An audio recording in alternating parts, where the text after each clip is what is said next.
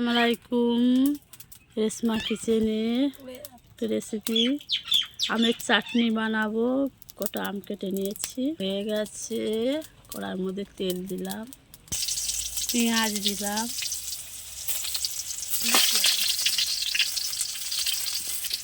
রসুন থেতো দিলাম, আমগুলো দিলাম ওর মধ্যে। অল্প আম বন্ধুরা, আম প্রচুর টক। অল্প করে লবণ দেবো, হলুদের গুঁড়ো একটু দিলাম, লঙ্কার গুঁড়ো একটু পানি দিলাম আমের মধ্যে,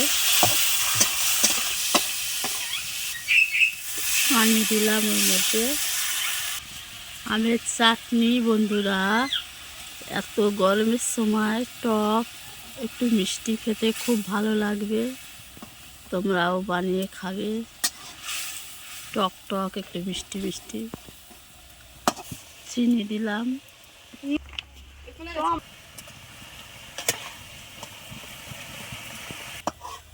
আমের চাটনিটা হয়ে গেছে, নামিয়ে নেব। আমের চাটনি বানিয়ে নিয়েছি, নামিয়ে নিয়েছি।